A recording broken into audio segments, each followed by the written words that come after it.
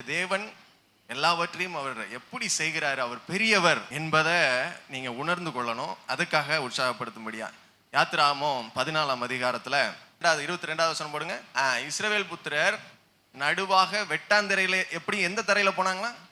வெட்டாந்தரை. சரி, அப்புறம் அவர்கள் வலதுபுறத்தில் அவர்கள் இடதுபுறத்திலும் ஜனங்கள் அவர்களுக்கு எப்படி நின்றதா யோசித்து பாருங்க. ஜலம் மதுலா நிக்கணும்னா அது என்னவா மாறி நின்றுக்கணும்? யாரோ சொல்றாங்க ஐஸ் கட்டியா என்ன செஞ்சிருக்கணும்? மாறி இருக்கணும். யோசிச்சு பாருங்க, இந்த சைடும் இந்த சைடும் ஐஸ் கட்டி மாறுறதுக்கு எவ்வளவு டிகிரி பிரஷர் தேவை, எவ்வளவு டிகிரி கூலிங் இருக்கணும் கட்டியா மாறுறதுக்கு? மைனஸ் சம்திங், மைனஸ் ஜீரோங்கிறது இல்லை, இருக்கிறதுலே குளிரா இருக்கணும். ஆனா ஜனங்கள் எந்த தரையில நடந்து போனாங்களா? வெட்டாந்தரைன்னா என்ன? காஞ்ச தரை. தரை காஞ்சி இருக்கிறதுக்கு என்ன வேணும்? ஈரமா இருக்குங்க தரை, காயறதுக்கு என்ன வேணும்? எப்படிங்க ஐஸ் கட்டியும் வெப்பமும் எப்படிங்க ஒரே நேரத்துல நிக்குது? யோசித்து பார்த்தீங்களா?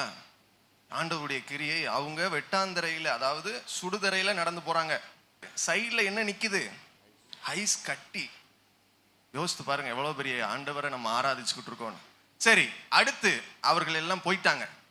இப்ப பார்வோன் சேனை நடுவில் வந்துருச்சா? வந்த உடனே இப்ப என்ன நடக்குது? ஜலம் என்ன செஞ்சிருச்சு? எப்படிங்க ஒரு ஐஸ் கட்டி நீங்க இப்படிங்கிறதுக்குள்ள உருக வச்சிருவீங்களா?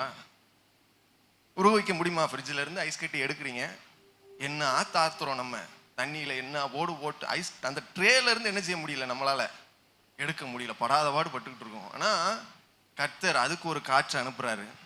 அந்த காற்று வீசப்பட்டோன்னே குவிந்து நின்ற மதில் போன்ற நின்ற தண்ணீர் என்ன செஞ்சுச்சான்? பக்கத்துல பாருங்க, பக்கத்துல வந்த முகத்தை பாருங்க, திருமுகத்தை பாருங்கள். இவ்வளோ பெரிய தெய்வமே சொந்தமா கொண்டுட்டு எல்லாம் கூடுமே பயம் இல்லையேன்னு சொல்லி பயத்தோட பாக்குறீங்களா? அதுதான் ரொம்ப சரி. இந்த சம்பவம் எத்தனை பேருக்கு ஆச்சரியத்தை கொடுத்தது? இவ்வளவு பெரிய காரியத்தை தேவன் செஞ்சிருக்காருன்னு எத்தனை பேர் யோசிச்சிருக்கீங்க இதுக்கு முன்னாடி? ஆமா, செஞ்சிருக்கிறார். இந்த நாளிலும் அந்த தேவனைத்தான் நம்ம ஆராதிக்கிறோம். அவர் உங்கள் வாழ்வில் பெரிய காரியங்களை என்ன செய்ய போறாரு? ஆமா, உங்க கூட தான் இருக்கிறாரு, உங்க பக்கத்துல தான் நிக்கிறாரு. அவரை நம்ம உயர்த்தி நம்ம பாட போறோம்.